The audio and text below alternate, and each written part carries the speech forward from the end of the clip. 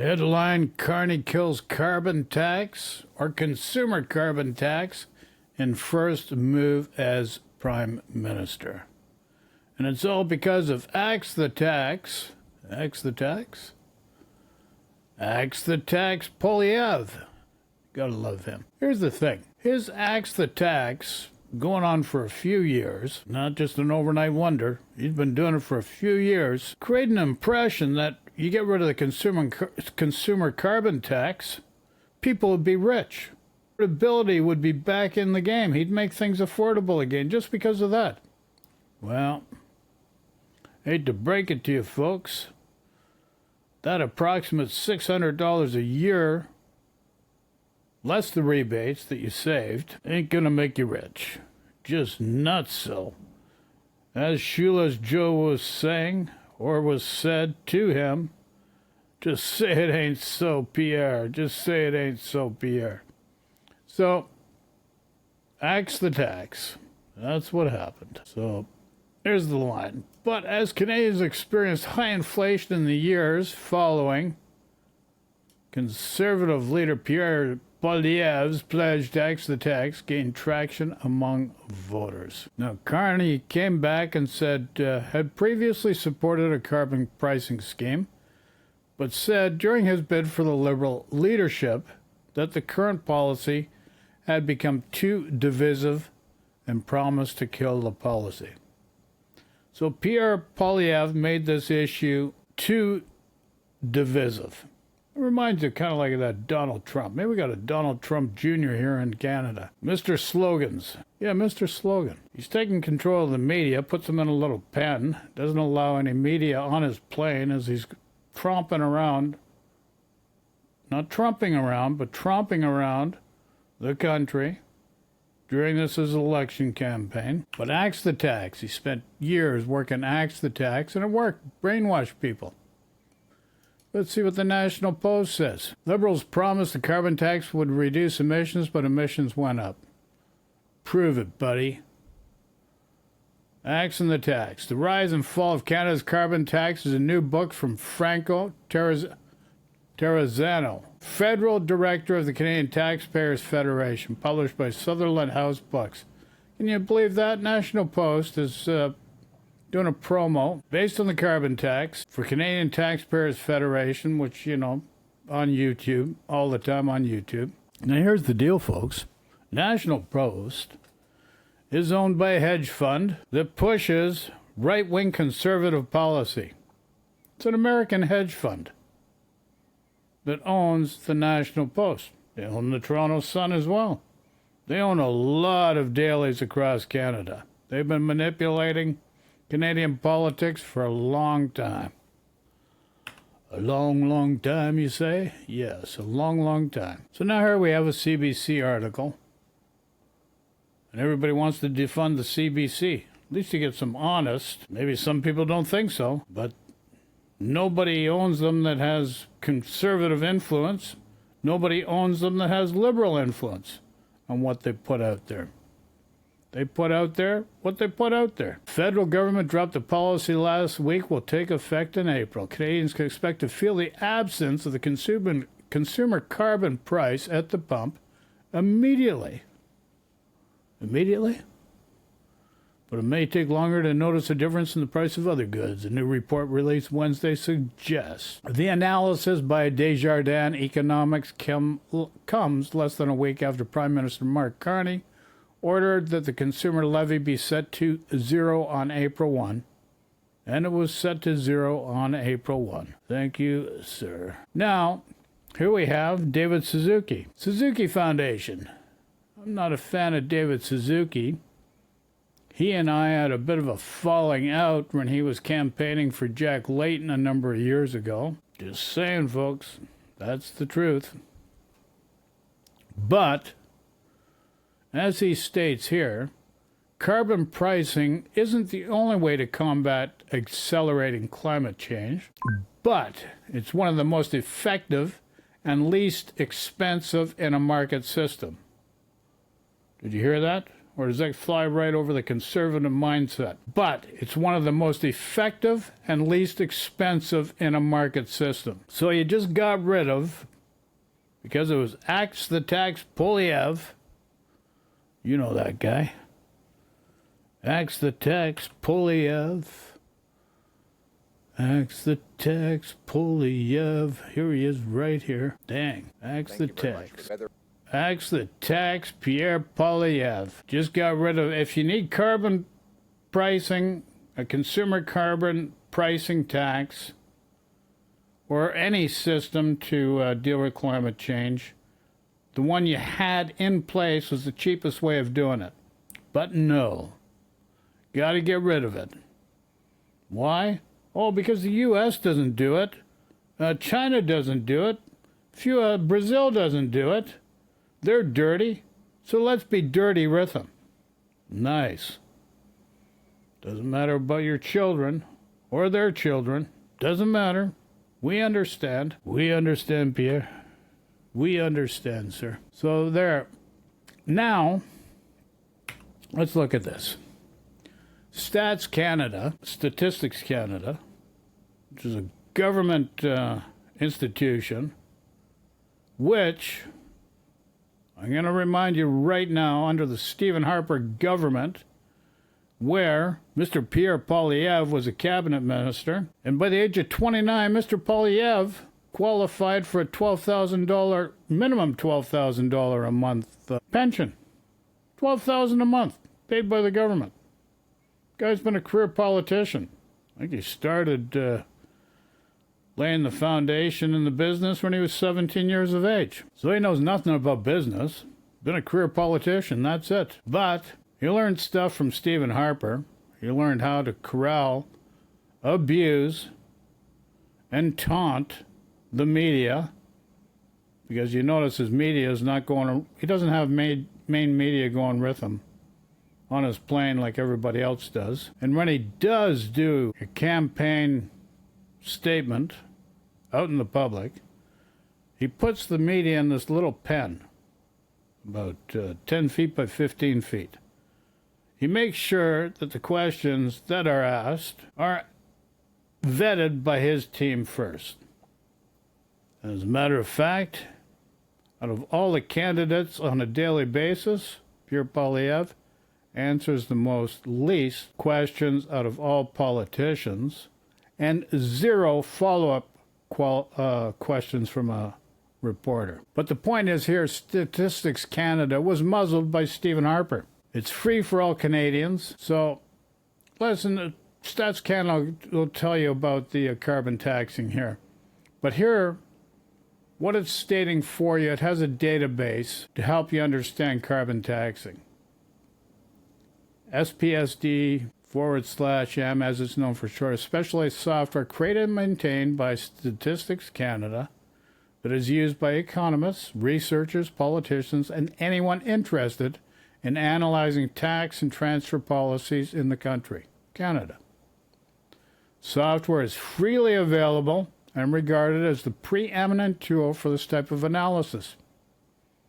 But Stephen Harper's government, the same guy that just endorsed Pierre Poilievre during his tenure as Prime Minister, was muzzling Statistics Canada so that Canadians could not get the information that is normally available for all Canadians.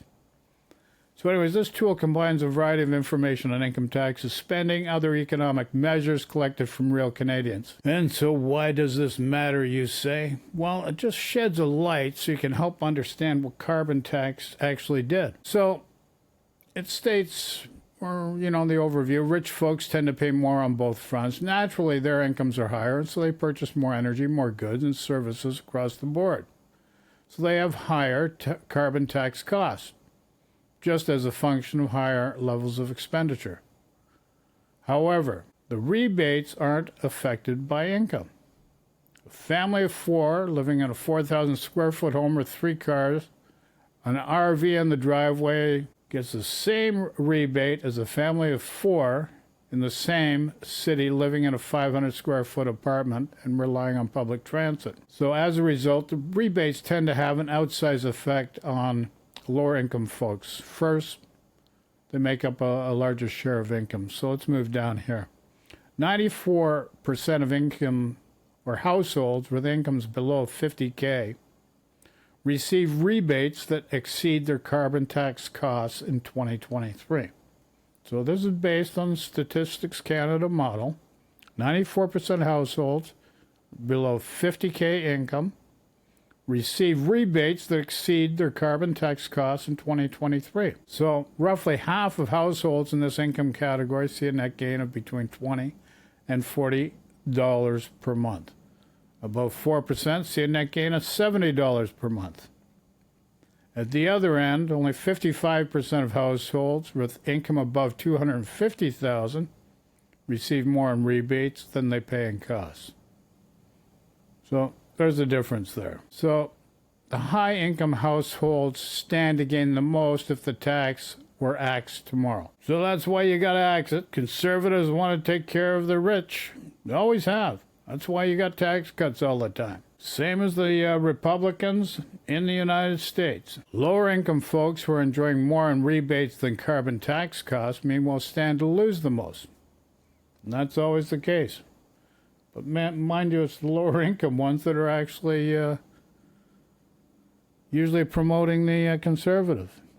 So that gives you an idea about that. So where are we going to go next with this? That's a very, very good question. You might ask, what are you going to do? Well, we're going to bring up some videos now. It's video time. It's video time. So here we go. Andrew Scheer. This is just 2 weeks ago.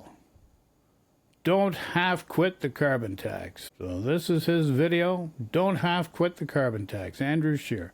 We're not going to do the whole thing. I'll put a link in the description. Features. This is a massive con.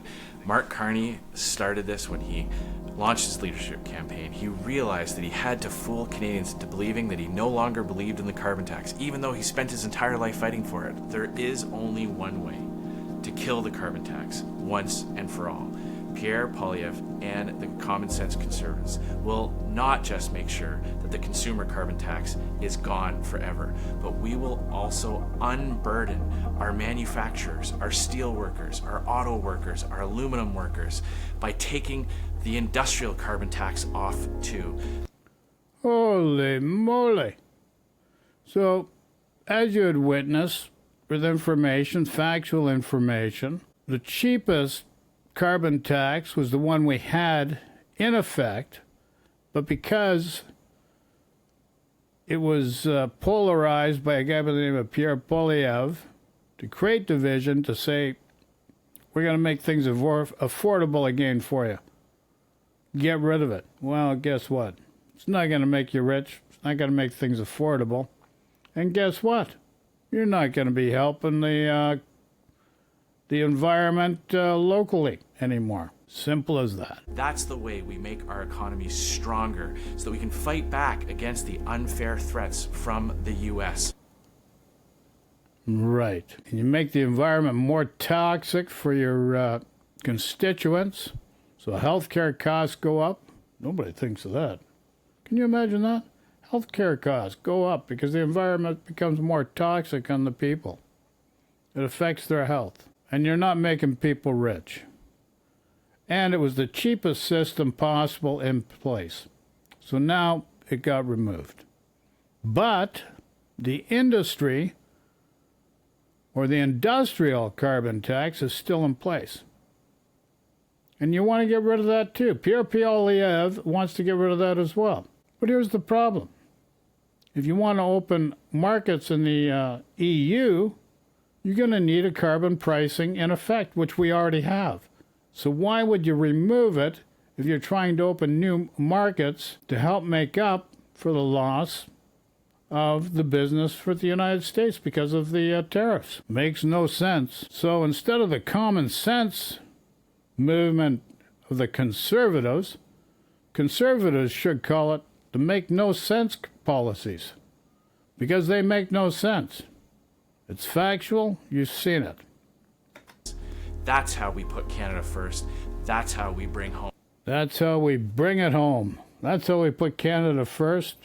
We put makes no sense policies in place. Can you believe it? Can you believe it? You've seen it here now. Then, carbon tax isn't dead. Franco Terrazzano, the guy, National Post, was pushing his new book 1 day ago. Here we are, April 11th, 2025. 20 days probably into the election campaign.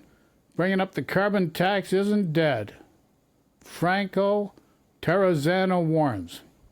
Even though it's at zero, consumer is at zero, the industrial carbon tax is still in place. It doesn't affect the consumer. Let's see what's going on here. Northern perspective. Many Canadians may attribute the consumer carbon tax to Justin Trudeau, Mark Carney, or Stephen Guilbeault. But in reality, the history of the carbon tax goes back even further. Oh my. In fact, there's so much history to the carbon tax that Franco Terrazzano of the Canadian Taxpayers Federation decided to write a book on it, which launches this week. Let's take a look. And here he is, Franco Terrazzano from the Canadian Taxpayer Federation. Franco, it is always a pleasure to have you back on the show. Hey, it's my pleasure. I love coming on the show, love talking to you guys, and just really appreciative to talk to your audience again. All right, let's get into it. Tell us about this book and what prompted you to write a book. Okay, pushing the buck. Okay, so here's the thing. Northern perspective. This Franco Terrazzano's from the Canadian Taxpayers Federation. They're all right-wing conservative platforms. Don't kid yourself. You've just seen how the carbon tax that was in place got vilified, became so divisive, they're still beating that drum because they've got you convinced getting rid of it's going to make you rich. But now they got to make another story. They got to spin another story about it. But we're not going to go into this any deeper with these guys. We'll just put a link in the description. For educational purposes, you can just look at the video at your own leisure. Make your own decisions. Let's move up here. Now, here we are, the narwhal. This is 8 days ago, talking about climate change. So here we are, 6:54. That's 6 minutes and 54 into the video. Fees from distributors is now 0%. I had a quick call with Fatima Said just to gauge her reaction to the whole thing, to see what she thought about it. I think this was Mark Carney's attempt at removing the air from the chorus of the AXED tax movement, which has been most loudly led in the last few years by Pierre Poilievre, right? The conservative leader. Like, again, it's very hard to have a serious climate policy conversation when all you hear in response to anything you say is get rid of it, get rid of it, get rid of it. So what does that mean for the industrial carbon price and then the consumers? Because there's got to be some sort of effect, like these are all connected, all of these things. I wish I knew. This is the problem with politics. It's like, okay, if you want to cut something, what are you going to replace with? Are you keeping the industrial price? How's that going to work? Are you replacing the consumer carbon tax with something else that would disincentivize the use of fossil fuels, right? As for the price on big polluters, the industrial carbon price, well, the devil will be in the details. One thing is clear. It's become increasingly apparent that we need to tackle climate change. So where does that leave us now? So carbon pricing is not the only federal environmental policy, and if part of it or all of it disappears after the next election, there are other environmental policies to keep in mind. In fact, a study showed that industrial carbon pricing is the main driver of emissions, but other federal policies like methane reductions are also big contributors. The removal of the consumer carbon tax or fuel charge is viewed by experts as a step backwards for the environment. But as Carl mentioned, it's actually not the only one we have. And I do have to admit that the chaos behind the naming convention hasn't really helped this one's cause. If you'd like to see more stories like this one, consider subscribing to... Okay. So that gives you a bit of an idea there. We'll go right back to the start. The phrase carbon tax seems to be on a lot of people's mind recently. Pierre Poilievre, the leader of the federal conservatives, cannot stop talking about it. And Mark Carney implemented a carbon tax policy change within hours of becoming prime minister. So I wanted to find out what it means. What does the phrase carbon tax stand for, and how does it work? And how did we get to a point where so many politicians are against it? I'm Manuel, the video producer at the Narwhal, and as part of this story, I spoke with our climate investigations reporter, Carl Meyer, and Ontario reporter Fatima Saeed to help make sense of it all. I think this was Mark Carney's attempt at removing the air from the chorus. The carbon tax is about, well, carbon, or the fossil fuels that create carbon emissions, which is one of the driving forces behind climate change. You should think of floods, wildfires, and heat waves. The basic idea is that it should no longer be free to release large amounts of carbon into the environment.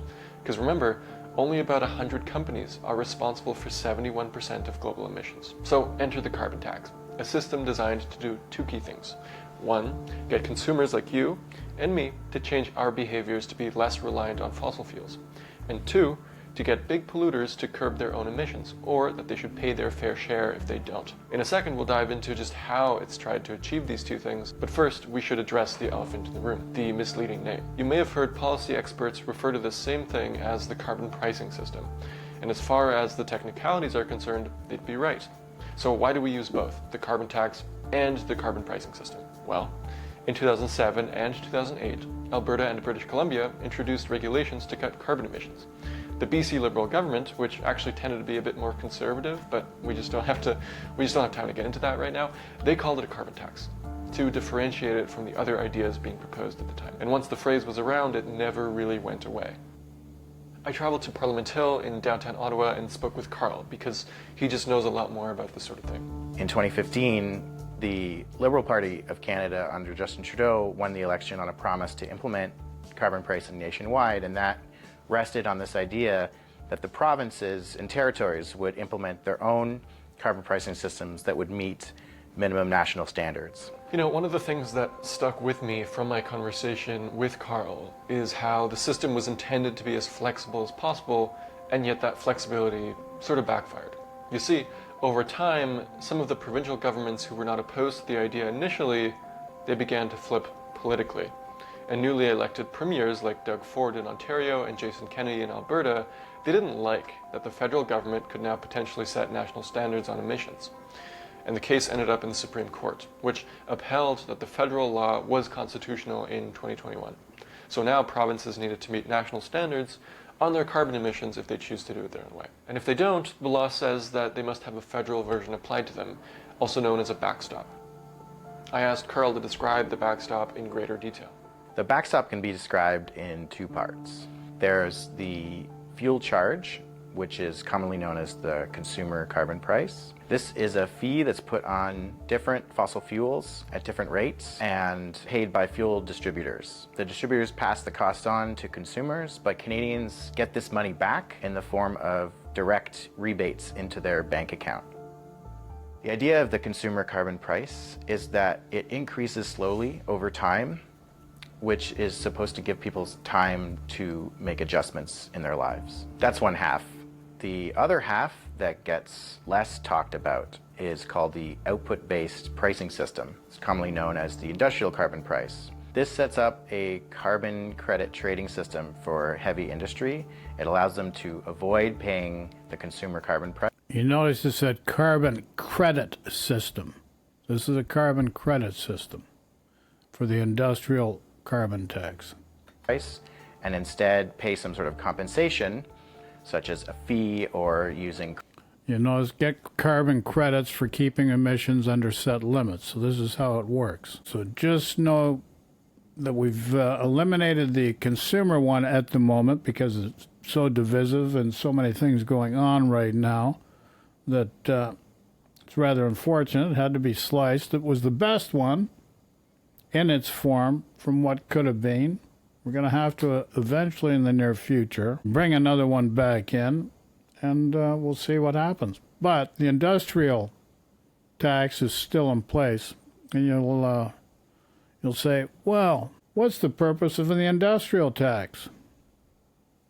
Well, our major threat right now is the tariffs from the United States of America, from a guy by the name of Donald J. Trump, who's on a predatory cycle to capture land any which way he can. And if he can create economic hardship, that's one way of yielding his power to make people yield to him.